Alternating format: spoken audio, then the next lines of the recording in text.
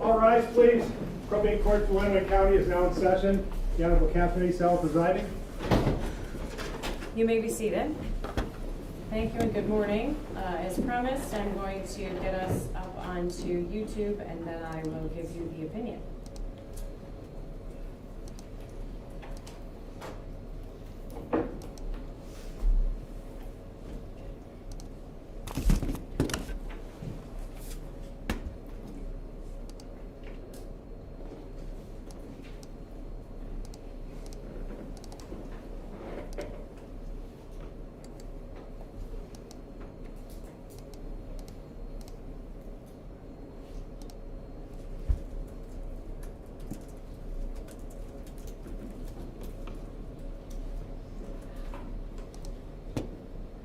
Okay, Ms. Goodrich.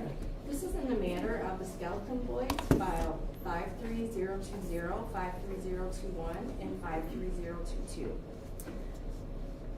Good morning. We're back on record in this file. May I have the names of our participants, please? Bert Castleberry on behalf of the petitioner Tanya Zuvers. Tanya Zuvers. Alexis Day on behalf of Andrew Alexander and Tanner Skelton. Thank you. We confirmed 2 days ago that Mr. Skelton did not want to participate. He also did not log in this morning, so we're assuming that his continued position is that he does not want to participate. I have prepared a written opinion that describes the impressions of the court and the findings, so I'm just going to read that aloud for you at this time. This order settles the matter raised by Tanya Zuvers' petition for declaration of death filed December 12, 2024, I'll fix that, pursuant to MCL 700.1209 subsection 2. After review of the evidence, testimony, and current law, the petition is granted in part and denied in part. Pursuant to MCL 700.1209 subsection 2, a party may move to declare a person deceased under the following circumstances.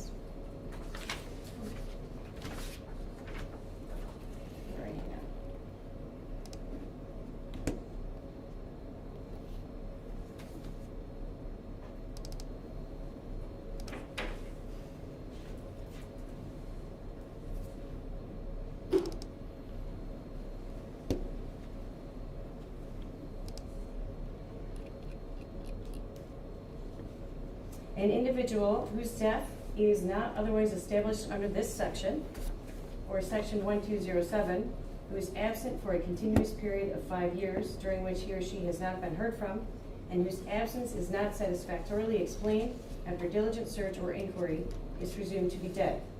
The individual's death is presumed to have occurred at the end of the period unless there is sufficient evidence to determine that the death occurred earlier. The petitioner asks this court to find sufficient evidence to determine that this child, along with his 2 brothers, passed away on the night of their disappearance, rather than after the period of presumption. Such a finding requires a showing by clear and convincing evidence. Although this is not a criminal trial and does not pretend to be one, such a trial does require the fact finder to consider the evidence and testimony under the rules of evidence, weighing credibility of witnesses and reliability of evidence in this respect. At the one-day trial, 5 witnesses were called to support the petition with the aim to provide the court with clear and convincing evidence that John Skelton was responsible for not only the disappearance of his children, but the murder.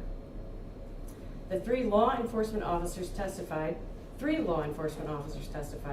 including Chief Larry Weeks, formerly of Morenci Police Department, FBI agent Corey Barris, and Jeremy Brewer, Michigan State Police detective assigned to the case in 2013.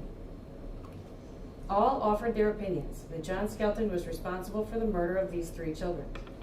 Tanya Zuvers, the mother of the children, also agreed, even though she shared during her testimony that she had held out hope for many years that the boys were not dead.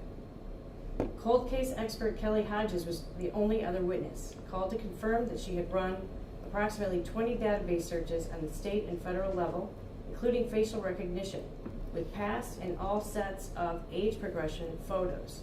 Her last search concluding in August of 2024. She found no proof of life after November 25th, 2010.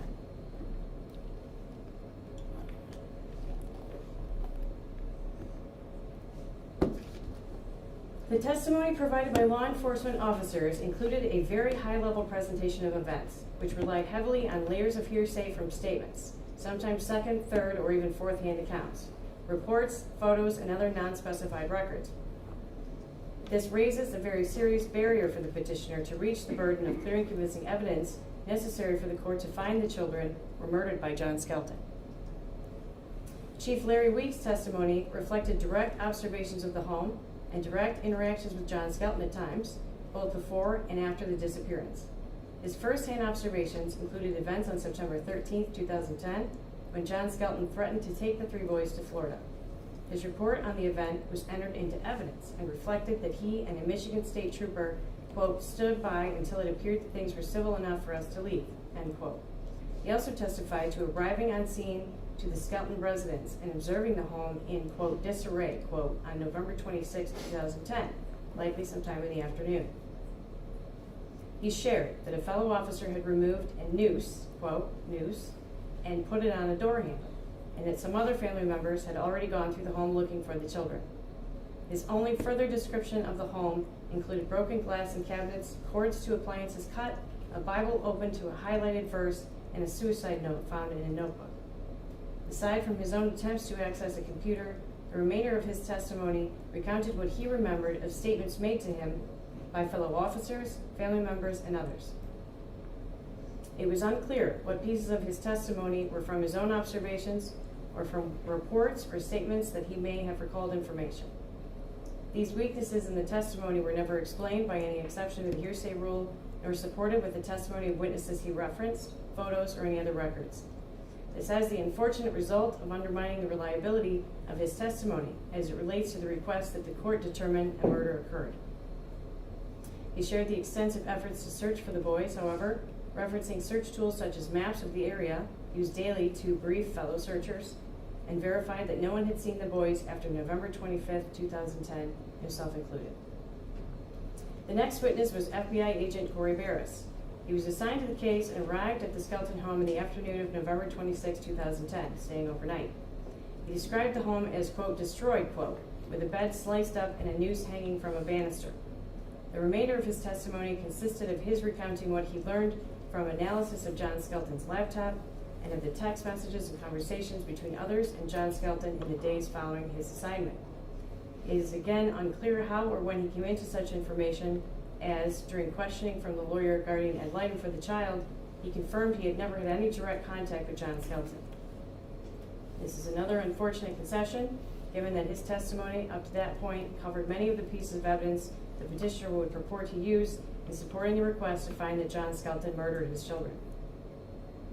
Michigan State Police Detective Jeremy Brewer testified most extensively as to the investigation, including presenting a 4-piece timeline citing when various events occurred, including pivotal pieces of evidence used in his investigation. Detective Brewer took over the case from Chief Larry Weeks when Chief Weeks left Morenci Police Department in 2013. There is no question Detective Brewer spent years piecing together his timeline and vigorously pursuing this murder investigation into John Skelton. He shared with some gravitas that he had gone through a mountain of documents to prepare his timeline.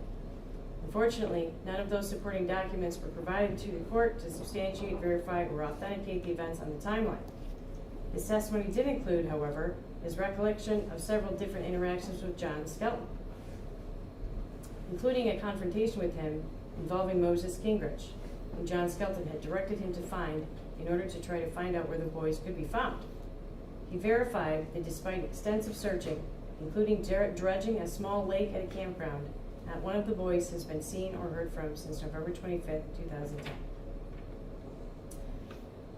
2010. This is a case of terrible and long-standing impact on the community of Lenawee. No condolences will ever be enough for such losses suffered.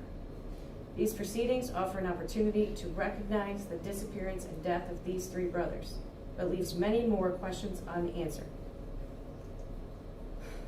Such a voluminous amount of work by law enforcement will never be fully recognized or credited rightly, especially when such a loss still remains unresolved. Thank you. Alexander William Skelton, Andrew Ryan Skelton, and Tanner Lucas Skelton have been missing since November 26, 2010. Given their undisputed disappearance for over 14 years, the statutory presumption of death applies. Presentation of evidence, however, does not present clear and convincing evidence that John Skelton murdered these children. The information provided at this trial provides ample opportunity for speculation and theories, but to make such a finding, the court would only be joining those voices offering such speculation and theory, given the lack of information. The impact of this ruling is not lost on this court, for it is also a part of this community.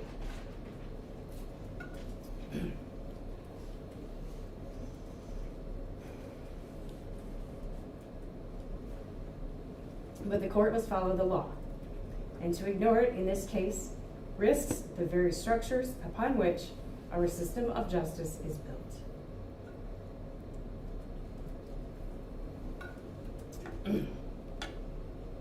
Thus, it is with the gravest of condolences that it is ordered Alexander William Skelton, Andrew Ryan Skelton, and Tanner Lucas Skelton are presumed to be deceased as of November 26, 2015, in accordance with MCL 700.1208, subsection 2. Questions? Okay. No, thank you. Okay. Thank you, everyone, for your time, efforts in this case. I will issue the order today to this effect, and that will effectively close the matter in all three files. Course of recess. All rise, please.